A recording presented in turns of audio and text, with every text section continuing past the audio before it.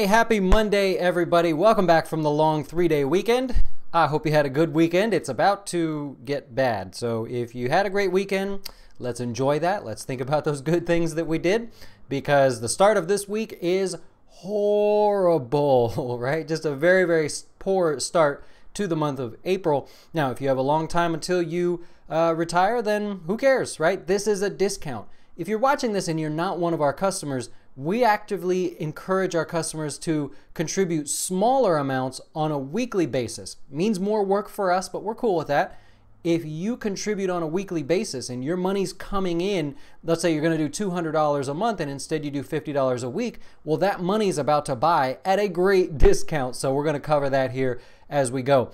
Just a heads up, lots of changes coming to our YouTube channel, all good. One of them is that we're not going to do these webinars like we did where you have to come in and go to a separate page and everything. I'm going to just do them in YouTube. I didn't even think about that. I could just come up on YouTube anytime I want, show up live. It's all recorded for the regulators, so I don't get in trouble for that. But we're going to do a lot of different discussions with that regarding exchange traded funds, taxes in your accounts, personal finance investing tips. And so look out for that. We'll just be showing up live. I'll try to give you a heads up many days in advance, but I've already got 6 of them planned, so they're coming soon because I don't like to have a list of things to talk about. So that's what we're going to do there. Now, that's all I have, actually. Let's just dive into it. The markets were significantly lower today. I don't have the normal screen. Sorry about that. Didn't get to do that today. Way behind with a lot of stuff building up over the weekend. The Dow was down. How much was it down today? It actually only closed down 459, and that might sound like a big number. It is a big number, but it was down 700 at one point, just over 700. So somewhat of a recovery there. The S&P was down what was the S&P down on? 59. The S&P was down today. The Nasdaq was down 193. Tech continues to be the weak spot. Let's go over to the charts real quick because I want to show you a few things if you're interested. Here is the daily chart of the S&P 500 futures. So every day represents one candle that you see on the charts. This, if you go back to Thursday's video, this was the important area we were talking about. All technical traders use the 200-day moving average. Very simply put, there's no other way to say it. That 200 moving average is the red line you see on the chart. In simple explanations, if prices go below the 200, look out below. If prices are above the 200, everybody's happy. We're pretty much good. So here we've got the 200-day moving average being broken today, and that's a big deal. Now, the Nasdaq still had some room to come down to the 200 moving average, but here's kind of how to look at this. Yeah, the Nasdaq was down and is still above the 200 moving average, but it's not in good shape.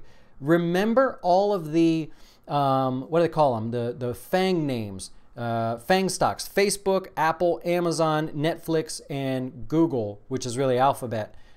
Those were all the rage for a while. So you had money piling into it, and now we're seeing the Nasdaq is weaker out of all of the groups here, out of all the major indices, and that's because money's coming out of those names. So if I just briefly go through, here's Amazon down 5% today. We'll include Tesla in there, down 5%. Netflix down 5%. So these stocks, I can't even find the other ones. There's so much red on the screen here. Let's go. What did Facebook do today? Facebook down 2%. Apple, we'll include that, almost down 1%. So you can see that these tech names that had a lot of money in them, well, people were just pulling money out of them. Does it mean they're bad companies? No, it means that people had an investment that they chased and now they have to take the money out. So a little bit weak there. Let's go over the normal things that we do. The banking stocks, remember on Thursday we said right at the 200-day moving average, very important. It managed to hang on today. In technical world, if you use charts to trade, and a lot of people do, by the way, I'm going to have a class coming up soon where we talk about short-term trading, day trading, what they call swing trading, and long-term investing, where people that use charts. Anyways, the rule is if it breaks, that's okay. If it closes above it, everybody tends to be fine with that. When we start closing below, that's when you see the real pressure. So for now, the financials hanging on by the skin of their teeth. Tech stocks or semiconductors, you see the weakness there, totally to be expected. They are participating really everything's moving just like it should there for people that are taking their profits. Let me go over here real quick So in your portfolio, tech stocks are going to be the weakest play for the day. The stock markets, any large broad-based holdings that we have stock market-wise, they suffered a little bit today. Bonds got a little blip there, but not what you would think considering the market's moving lower. And I'm going to do a video on this because I'm very, very passionate about this. The risk that you guys are taking in your target date funds, your 401k funds, your pension funds is obscene. I have a video coming out where I'm going to explain the latest the latest government spending bill. There's actually a bailout for your plans because they're taking obscene amounts of risk. Why? Because it's not because they're bad. It's because the stock market is returning whatever it was. The bonds were getting hurt. So all that money was moving into stocks, which means you're taking more risk. Now that the stock market's suffering a little bit, you are overexposed in the target date funds, pension funds, things like that. And that's all going to come back to hurt you. Kentucky, California, New York, they're all in big trouble already. We'll save that for another time. There's enough negative things to talk about today. So we'll go easy on you there. So look out for that video coming out soon, probably this week. Stocks in the news. You got Humana. I'm so passionate about this one. Walmart is working a deal with Humana. Walmart will more than likely start to acquire Humana in one form or another. This, if you go back like a month and a half now, this is that race that I've been talking about. Amazon, JP Morgan, Berkshire Hathaway, Walmart, and what was the other one? Apple. I think Apple was in the mix. They're all going to race to healthcare. While all of you are looking at Bitcoin, you all are looking at pot stocks, they've already moved on to healthcare. Healthcare is the industry that everybody is racing into right now because they want to disrupt that one next. Now, good news is that should help our premiums, that should help our options, things like that. But Humana in the news today, up about 4.5%. Walmart working out a deal with them. They may be buying them. To the downside, you got Fitbit. I don't know why Fitbit is a public company. This is a great example, by the way, of companies that should not be allowed to go public. Spotify is another one. You're going to see that in the headlines all week this week. They have to do their IPO the way they're doing it this week. They didn't go public today, I bet. No, they haven't launched yet. The symbol is SPOT. It's a joke. It is an absolute joke how they are going public. They have to do this because they don't make any money. Well, Fitbit doesn't make any money either. They were down 10% today. The stock was downgraded. Nobody wants a Fitbit. We've got other options out there. They're cheaper. The company loses money. By no means is it something you consider investing in. Let's move on to another company that's down today, Snapchat. So Snapchat's down about 9% today.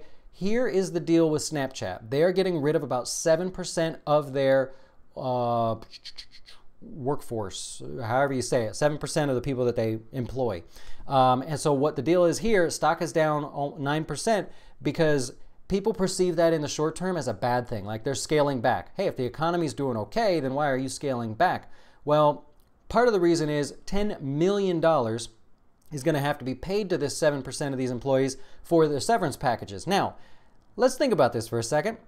Who just had a New Year's Eve party and spent $2 million of money that they didn't have to have a party? Oh, that was Snapchat. Wow. So they spent $2 million that they didn't have just to have a one-night party, but now they've got to give $10 million to these employees because they're scaling back. I give them a hard time. I do pick on Snapchat just a little bit from time to time, but I'm going to tell you that what happened today, in my opinion, is awesome. You're going to see the $10 million charge on their next earnings report, which is just showing up tomorrow or something. It should be coming up. But this is a great thing. I think they're doing the right thing here. They're trying to move more towards profitability in a good, smart way. So I totally agree with what they did today. Investors sold off the stock. I don't think the stock would have sold off that much if the stock market and tech stocks weren't down as much. Remember, tech stocks went down so aggressively today because people have tech ETFs. So a lot of times you got to be careful with the selling pressure you see. Amazon, Tesla, all the stuff, Netflix that you're seeing today, that's because people sold their exchange traded funds and then the exchange traded fund had to sell the stock to get out. So it's not that the stock is bad. It's a lot of it has to do with these exchange traded funds. That's going to be an issue. Speaking of Tesla, down 5% today. The company is just, man, they're getting hit with some bad news. 125,000 car Model S cars that they're going to recall, maybe due to power steering issues. Last week, they had that accident that they tweeted about before the investigation was complete. Big no-no there.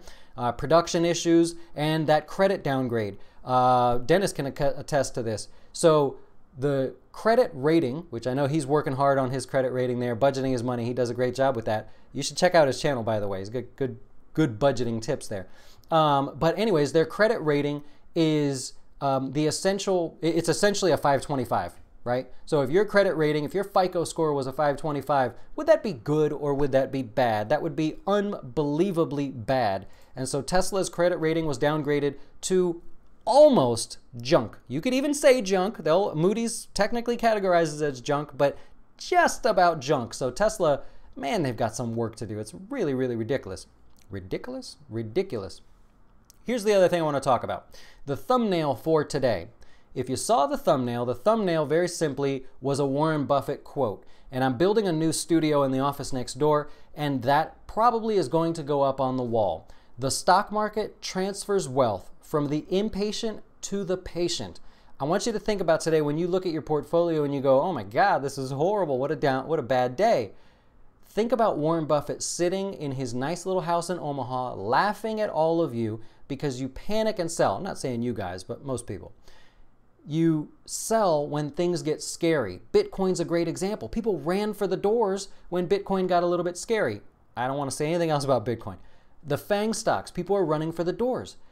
The people that are selling are impatient and they're trying to time the market.